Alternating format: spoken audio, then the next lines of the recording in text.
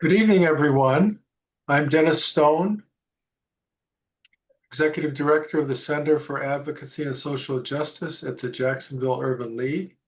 And this evening, we have a special guest discussing maternal health, particularly Black maternal health, and really what is the crisis in statistics and impact on mothers and children and their families as a result of this, these poor statistics. And our guest has been working on this for quite some time, and no doubt will have a lot to say that can be helpful to all of us. And I'm going to turn it over right now to Steve Montoya, who is one of our interns at the center. And he has made this possible, and he will introduce the other interns on the team, as well as our guest. Yes. Thank you, Steve. Yeah, thank you, Dennis. Good evening, and thank you all for making the time. I'm Steve Montoya. I'm a public health student at the University of South Florida, getting my master's degree. And naturally, with public health, we do care a lot about health inequities. So I'm looking forward to this discussion with Ms. Jones, as she does have a lot of insight. Crystal and Laura, y'all can go ahead. I can't heal. My name is Crystal Sampson. I am in my second year at George Washington University as a grad student studying public health with a concentration in maternal and child health. I currently work for a nonprofit organization in Washington, D.C. called Community-dirven that actually has interventions that I'm a part of, working towards reducing maternal mortality rates in Washington, D.C. Hey, good evening. My name is Laura Schroer, and I am going to be graduating with a Master's of Public Health in a few weeks, and I am excited to discuss Black maternal health tonight. Perfect. And our speaker tonight will be Ms. Mia Jones. She's the CEO of Agape Family Health. She is a decorated community leader in Jacksonville, tirelessly championing for increased healthcare access for the underserved and marginalized. Spearheading these efforts under Ms. Jones' direction is the Agape Family Health Center, whose aim is to provide high quality and affordable services for those in need, regardless of their ability to pay. That being said, we will move on and begin with the conversation. First topic being based around equity, access, and affordability. So Ms. Jones, again, thank you for making the time. My first question for you, Black mothers face significantly higher rates of maternal complications and mortality. What specific steps is Agape taking to reduce these disparities and ensure equitable maternal care in Jacksonville?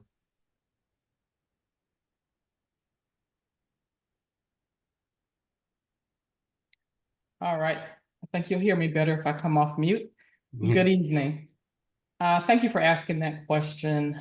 We have been working in this area for the past 3 years.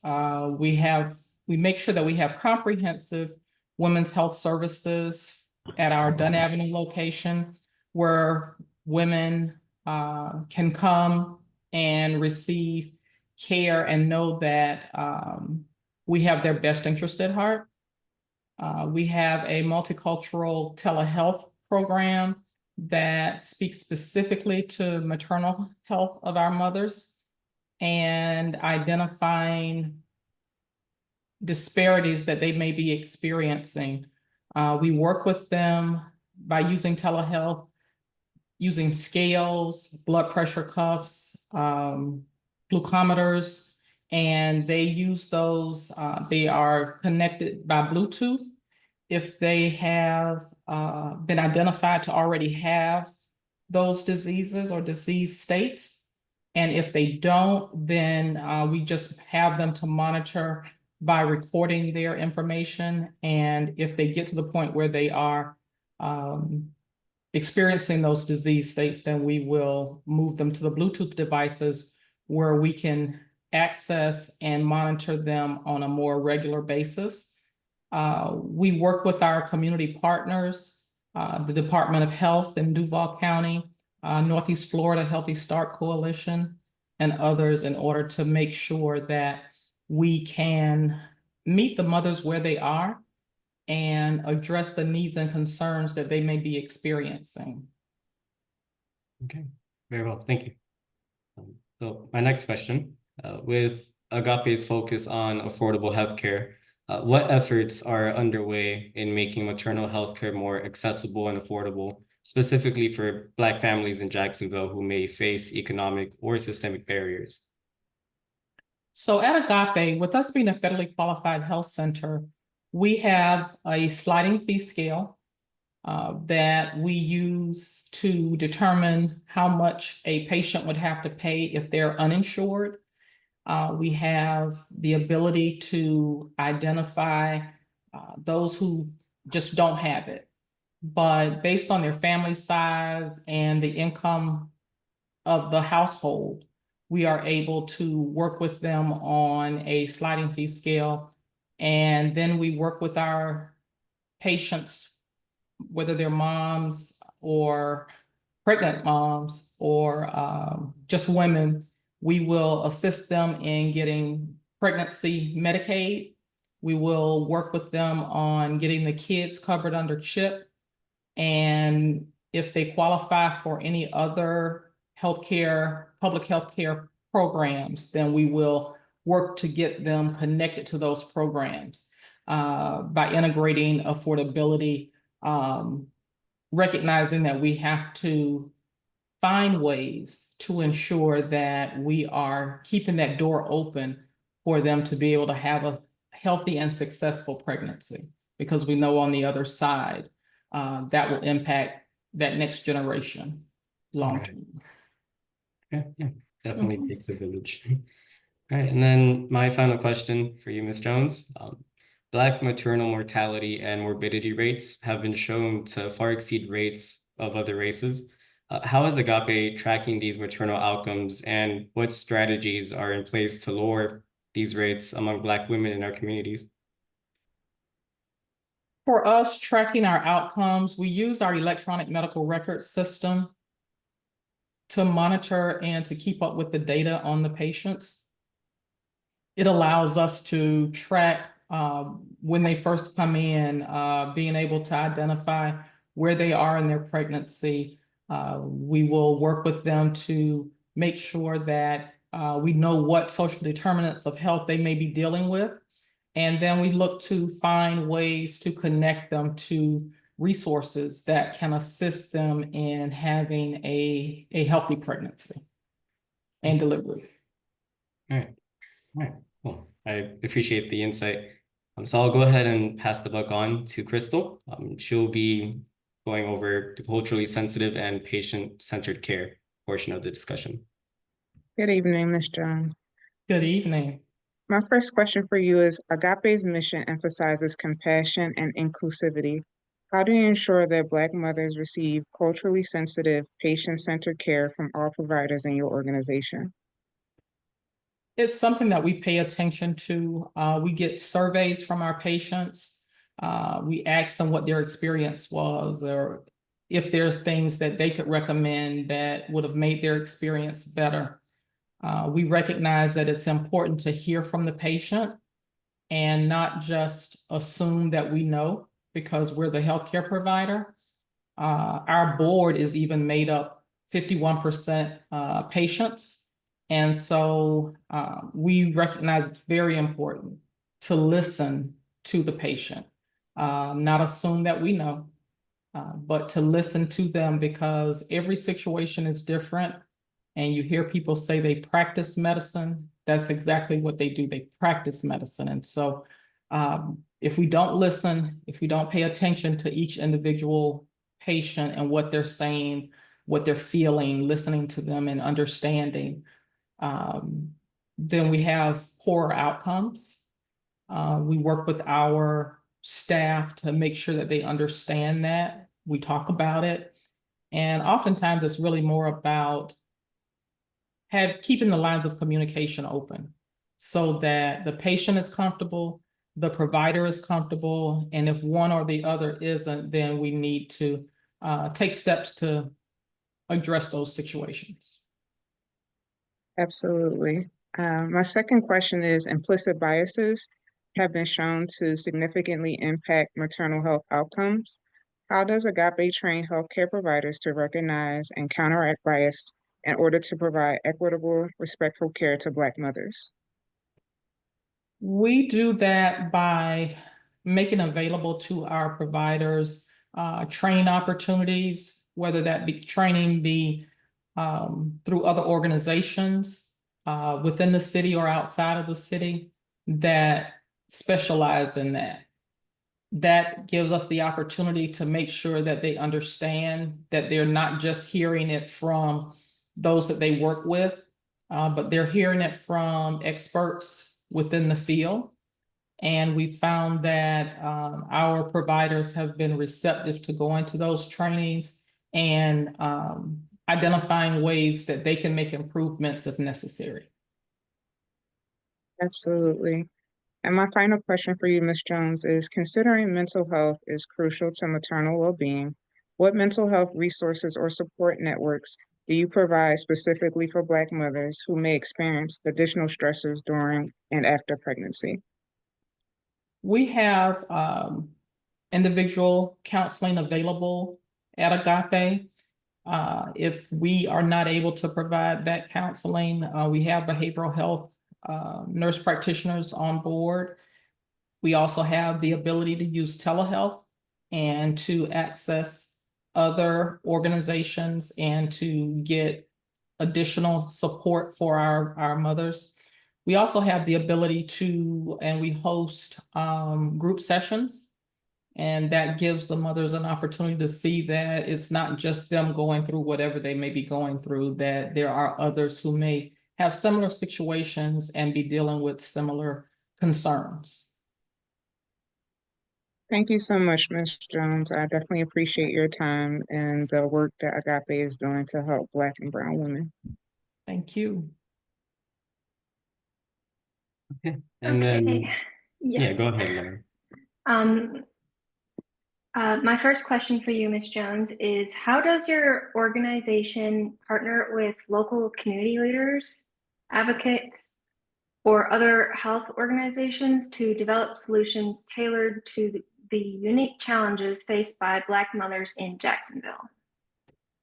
So we have made it a priority to partner with other organizations within our community that can be of benefit to our patients, whether it be the Healthy Start Coalition or the Department of Health, the Black psychologists and psychiatrists organizations, Black doctors. We find that we don't have to reinvent the wheel, and we don't have to be the captain of the ship for every single thing. So by reaching out to and partnering with these other organizations, we put in place memorandums of understanding or memorandums of agreement and identify their strengths, identify our strengths, and then we work together to get to the end result that we're looking for. Great, that all sounds like excellent solutions to the challenges. My second question is, preventative care and education are essential in reducing maternal health risks. What educational programs does your organization offer that are designed to reach and support Black families in Jacksonville? And so that goes back to those partnerships.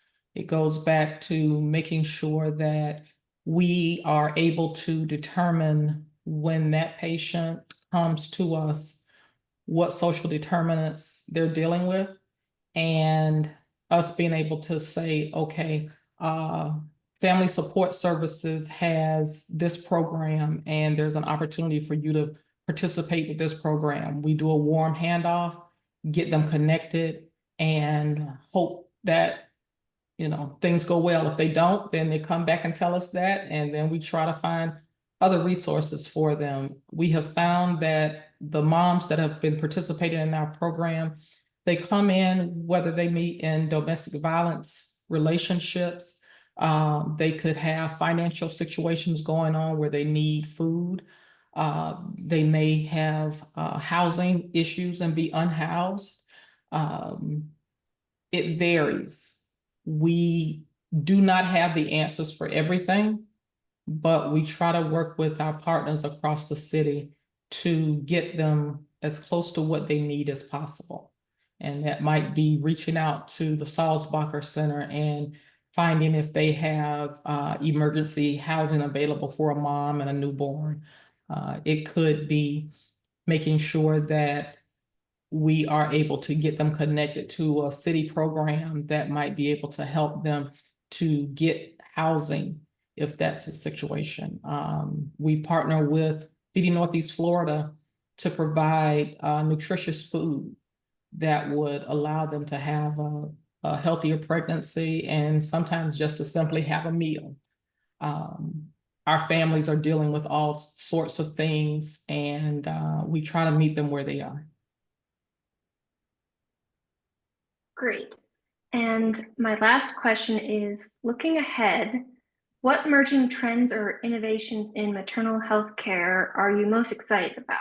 And how is Agape positioning itself to adopt these advancements to best serve mothers and families in Jacksonville?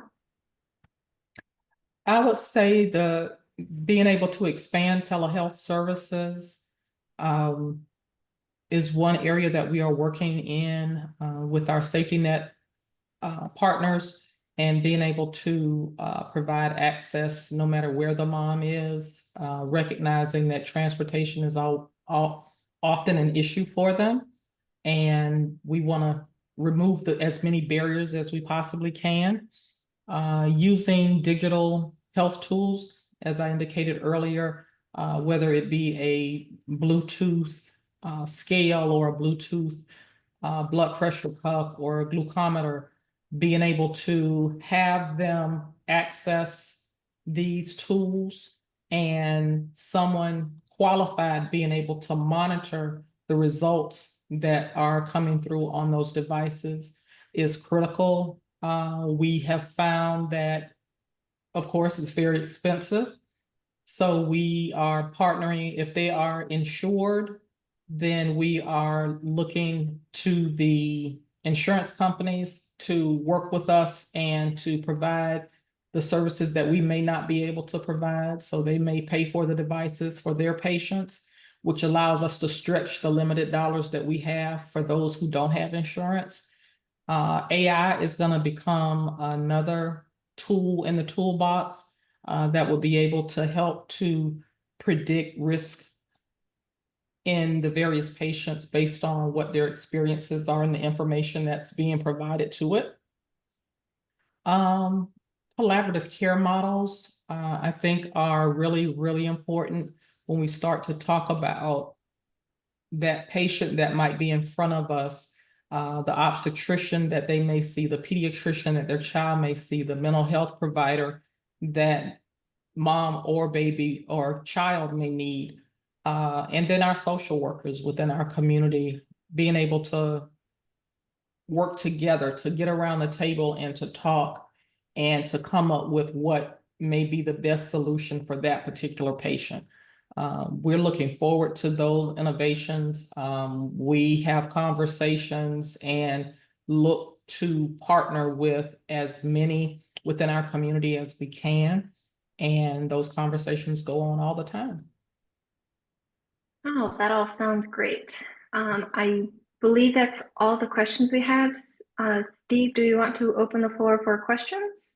Yes, of course. Thank you, Laura. So if anyone has any questions, we'll be happy to share them. Feel free to add them in the chat or unmute yourself if you have any.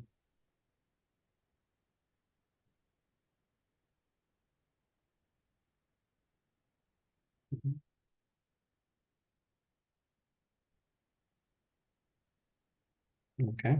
I was wondering, Ms. Jones, if you could share with us a couple of the things that you've discovered as you've been dealing with the studies on this and the attempts, what was local and now statewide, to provide more focus on this issue. What are some of the things that you've noticed and have been discovered that are the most serious needs and areas that, by making us all aware, we can be helpful in helping alleviate those? Most often, we have found that are more than we expected.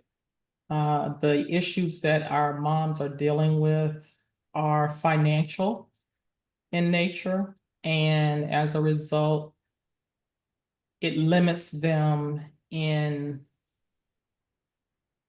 what they think they can access. So it may be a mom who's just found out she's pregnant, but instead of going ahead and starting to seek care as soon as she finds out, she waits. She waits because she might have heard a friend or someone say, well, pregnancy Medicaid only goes for 45 days. And so if you go too soon, then you won't have enough on the back end to be able to deliver and to make sure you get the care you need. Bad information. Mhm.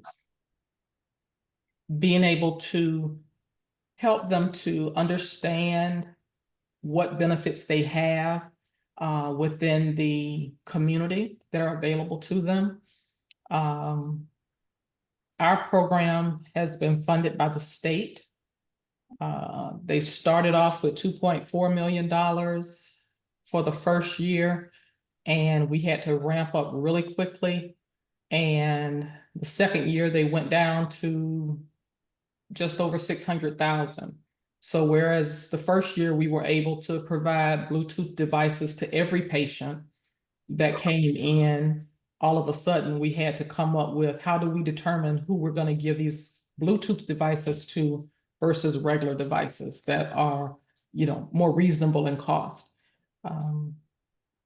We found that they have also had challenges as it relates to knowing where they can go. When I talk to other healthcare professionals within the community, maternal care is a challenge for many to get to. And so we try to remove the barriers that we find that they have. So it may be us creating transportation opportunities, whether it be having an Uber to pick them up and bring them to the appointment and take them back home. It could be us connecting them with someone else. But the past 2 years have been enlightening in that I believe the state is listening to the numbers, and they recognize that African-American women are having a lot of challenges, but at the same time, I think they underestimate being able to fully fund what would be necessary to bring additional providers in. That's one of our issues. We need additional providers. And so there are a number of things. We learn something new every step we take in this process. And I think the more we study, the more we engage, the more we learn. There must be a campaign, advertising campaign, social media campaign that I can see, I can see the sign of, if you're pregnant, don't wait, go get help. Is there a campaign like that? Yes, the Healthy Start Coalition has a number of campaigns that speak to that. And we partner with them, and we are always encouraging our moms and actually just the community at large. If you have a medical issue, don't wait. Oftentimes, the disparities that we find in the African American community are because the patient waited so long to seek help that you start to limit the number of solutions that may be available to you when you take that time, that extra time. And so we want people to listen to their bodies, seek out that help, come to Agape, call us, let us get you an appointment and identify what your eligibility is, and then get you the care that you need. So I hope our interns, I'm assuming they're listening, because I think we could probably help a little bit with that through our social media. We have a regular feed that we do, and we could certainly inject that kind of information and maybe even add it to our signature pages on our emails, just reminder. And then, of course, there is the telehealth that the city has made available now, encouraging people to use that. Yes, Yes. I think you got a hand. Yes, Dr. Gracie Bell. Good evening, Mia. Good evening. Hi. My question is, since you've worked very closely with the topic, have you seen a decrease or increase in maternal death, whether it's mother or child? I can't say that we've really moved the needle either way yet. I think as we find better ways to document, that we will be able to dig down deeper and to get firmer answers. I think we have the opportunity with, we're making some changes in data collection. The various partners that we work with are helping in terms of being able to identify those who have a true interest in the area, and us trying to connect with them, to get them engaged and to help us to address the issue on a broader sense. When you have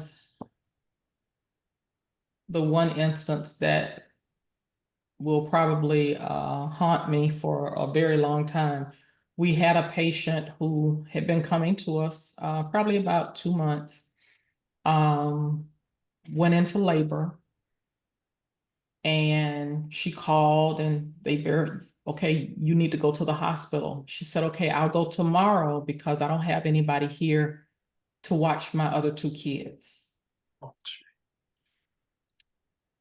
And she literally stayed home and went to the hospital the next day. And unfortunately, the baby died.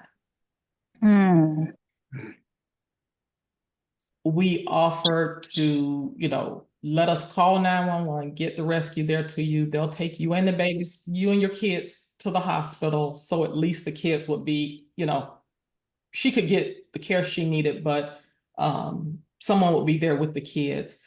But she was afraid. She was afraid that not having somebody else there, who were they gonna put her kids with? Were they gonna, say, okay, these kids are need care, we're gonna put them in foster care for a day, or whatever. She didn't know.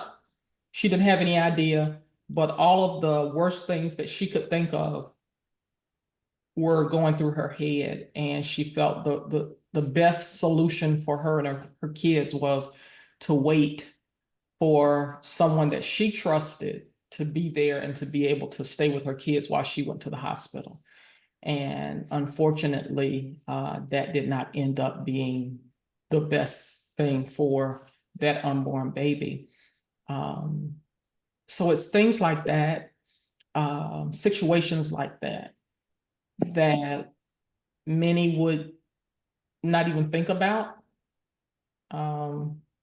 in my mind, okay, if I'm in labor, I'm going straight to a hospital. I've never had kids, so I don't really know what I would do.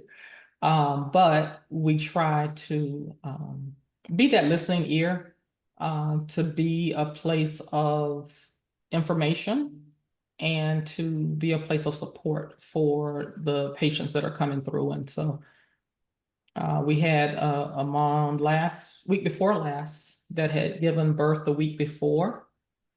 She was coming in to bring the baby in for their first visit, and the staff realized she just didn't look good. Something was wrong. We ended up having to call rescue for her, and thank goodness somebody came with her to the doctor. But they found that she had an infection, and if she hadn't been at the office, she said, yeah, she had been feeling bad, but she just was concentrating on the baby. What might have happened if she had not been there. And so we just try to find as many ways as we can to be of assistance. And we don't assume that we already have the best answers. So what we do is we continue to tweak our programs.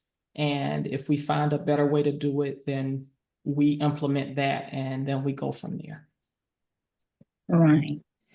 And my final question is, do you find that since the maternal health among African American women is higher than any other race, are you getting more people to come into your program, or is it that it's not publicized enough? What do you see that may be the issue? What I'm finding is that we are not getting as many African Americans as we expected to participate in the program. We are getting a lot of Hispanics participating, and we continue to go out into the community, share the information, talk with various organizations, letting them know we're here, what we do, what services we're providing. We use social media as well. And word of mouth really has probably been the number one way that most of our moms say that they heard about us.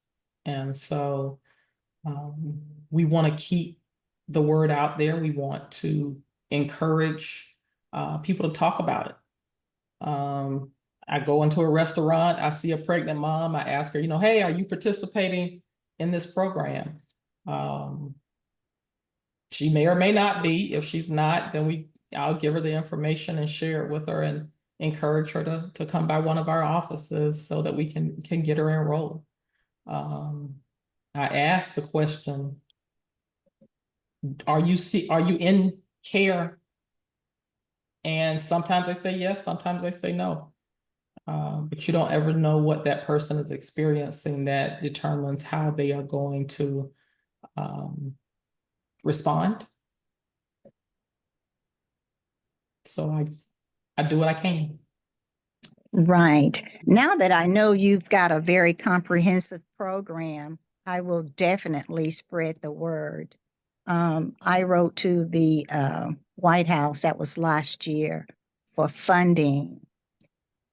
As I speak, I don't know how that turned out because I turned it over to the City Hall. Had I known about your program, I could have directly asked for funding for your program, but I did not know. Now that I know, I'll spread the word. Thank you. And we're constantly looking for funding opportunities. Today, my team was on with HRSA, and they have a maternal health grant that's going to be open. And we were sitting through the presentation, a technical assistance presentation, trying to find ways for us to seek additional funding through them.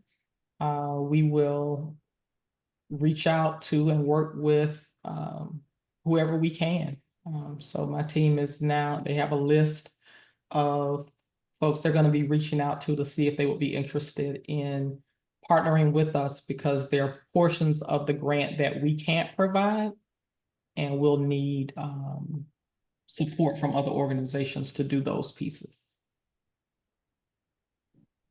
Thank you so very much. You're welcome.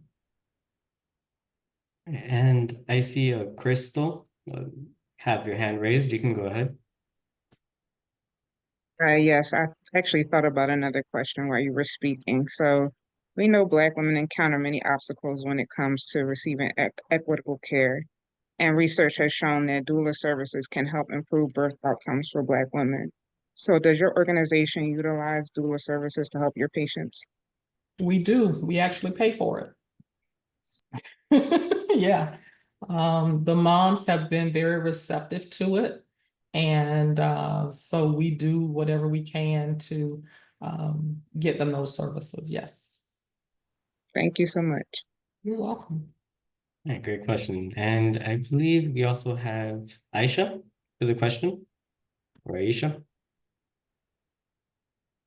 Hi, yes. I just had a quick question. I missed the first little half. I joined on a little late.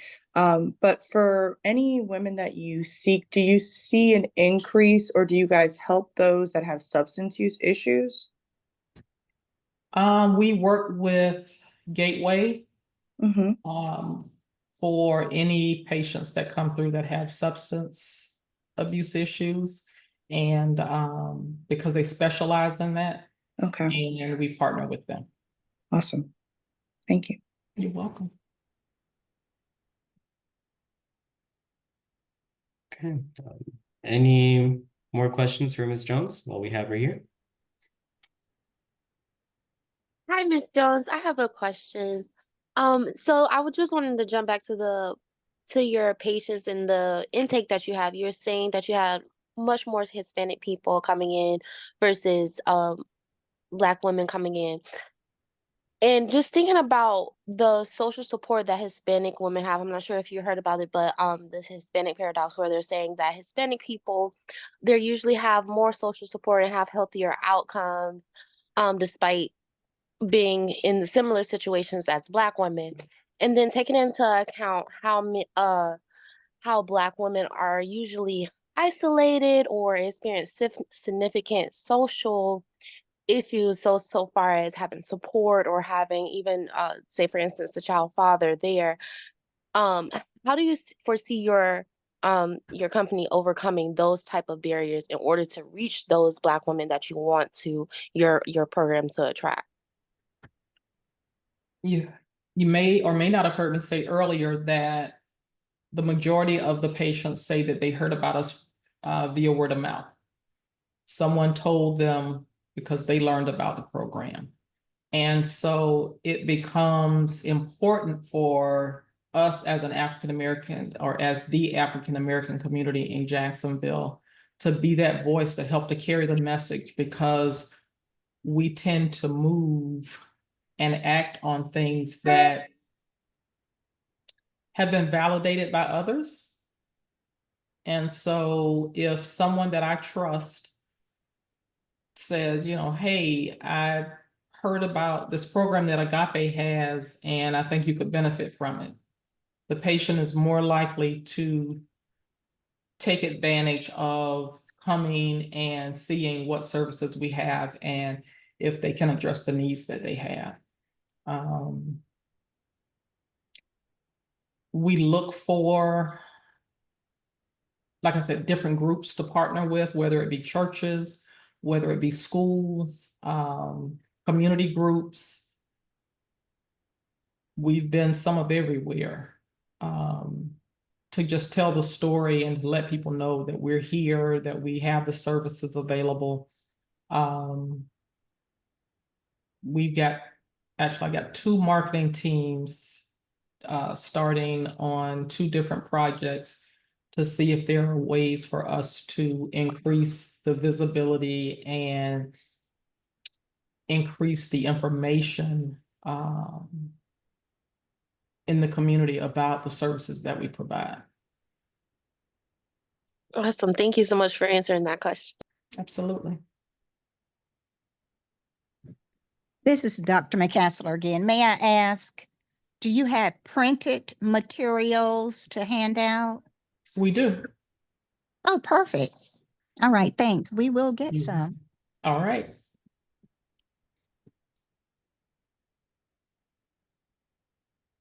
Okay, any other questions for Ms. Jones?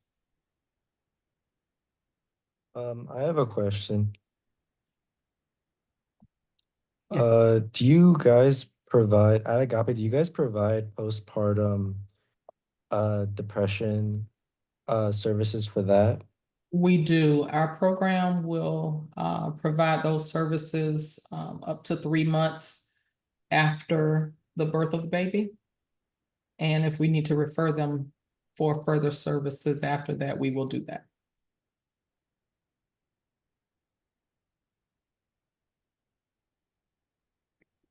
And I believe Aisha, you have a question? Never mind, sorry. Nothing. All good. Anybody else?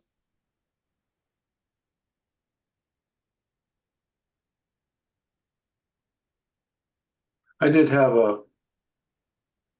guess it'd be a question. I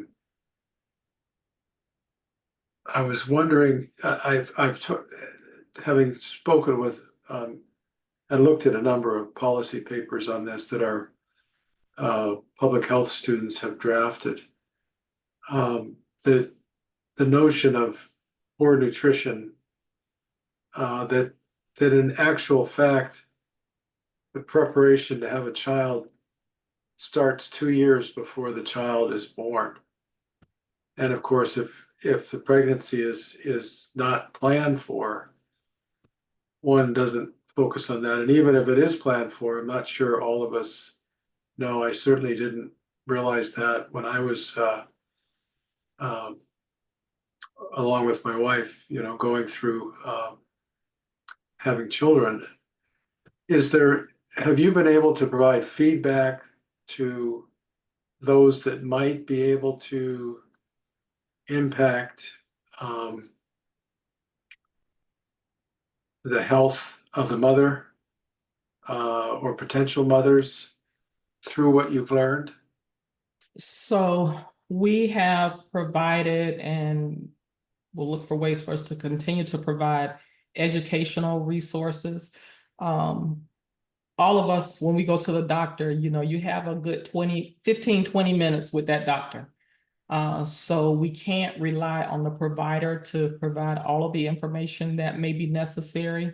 So we try to have the resources, whether it be printed material or being able to have them to use a QR code to get to information that might assist in preparing for pregnancy if they are within childbearing age. We were awarded a grant probably about 4 or 5 years ago that we completed. But as a result of the work that we did with that, we found a way to implement long-acting birth control information education into the information that we share with our patients so that they would have time to prepare to have that 2 years. We talk about spacing of babies, not having one right behind the other, and it's 9 months between them. Why that's important, why your body needs to heal and prepare so that you can have a healthy pregnancy. So it all boils down to, I think the last question about how, what I saw what trends were out there, being able to increase the number of social workers and caseworkers that we have so that we can help to make sure that we're hearing from the patient to know where that patient is and what they're dealing with and what they need. So if they are of childbearing age, then it may simply be, we've got a class that we're going to be offering on such and such a day or in the evening. We think this will be a good class for you to go to. So making sure that we keep that information out there. And again, not that we have to be the facilitator of the program. We will partner with those who are doing that so that we can focus on providing the care. But we know that we have to be a conduit for our patients oftentimes. Yeah. And this is just a comment. I attended a webinar recently on the effect of pregnancy on the immune system. And this is the kind of information that needs to be taught in high schools. So, because I had never heard this before, and the fact that your body as a pregnant mother takes over for the child, and if you don't get enough nutrition, you'll end up losing a lot if you don't take care of both of yourself and the child. But it's just really it's amazing what the body does and how it affects the immune system. So again, getting that information out to people seems to be so important. Absolutely. It's like they tell you on the airplane, put your oxygen mask on and then put the mask on the person who may be beside you that may need help. For that mom, that baby isn't gonna wait to get what they need. They're gonna get what they need. The body is gonna give them what they need, but at the expense of mom not being able to maintain what she may need. I guess one last question for me. You mentioned we were talking before the town hall started about the program that you were involved in and how it spread throughout the state. Do you think we have? You mentioned a drop in funding. Do you think we have the political wherewithal and focus that's needed to ensure success in dealing with the statistics on Black maternal health going forward? I don't know. It is a wait and see. We don't know how the election will impact the services that are available, the funding that's available. Maternal mortality was a priority area for the current administration. And so we've seen a lot of funding come down from the federal level to be made available for this, specifically recognizing the disparities that have been found. On the state level, last year, the expansion of services or access to programming came at the hand of a female Senate president. That's right. Yeah. And so She's gone. She's gone. Yeah. She's gone. And so we have to monitor what's happening. And when we see shifts taking place, we have to find ways to, okay, well, I've started looking for other funding sources. I don't know for a fact that state money that we've gotten, although it was cut significantly, is going to be there. So I've got to find other ways to at least be prepared to do as much as I possibly can to provide the services that we know are needed.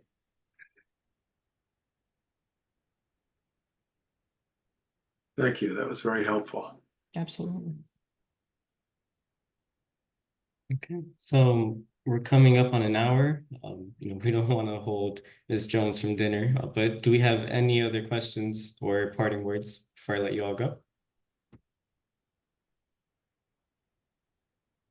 I just want to say thank you for your time. Your organization is doing amazing work. Thank you. I understand how difficult it can be to kind of get people engaged in what you're trying to do. And so, continue to push forward. Absolutely.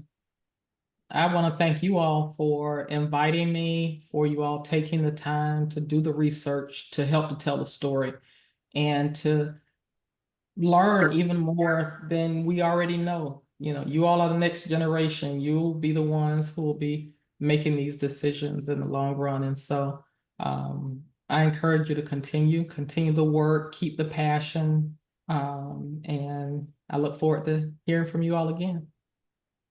And on behalf of the Jacksonville Urban League, I did want to thank you, Ms. Jones, and our interns for making this happen. And we're very appreciative of your work. And this has been recorded and will be available on YouTube for others to view. And generally, this topic is always of interest in our community. And I Thank want to you. say thank you. This was awesome, very informative. I was one of the persons that worked with the Biden-Harris administration as a certified representative for Duval County. And I wish I had known I could have made some moves on your behalf, but now that I know, I don't know how this new administration is going to operate, but you are very right. The Biden-Harris administration had certified workers all over the states that were going to weekly meetings, getting information and coming back to different counties and making requests for funding and whatever the need may be.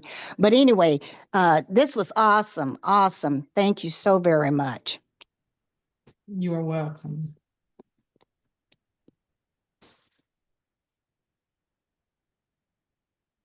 And yes, Ms. Jones, very nice of you to make time. I appreciate your wisdom. And yeah, it takes a village. So, getting this information out, it's all we can ask for as things transition. But again, thank you for taking the time. Absolutely. It has been my pleasure. You have a good You all evening. have a great night. Have a great evening. You too.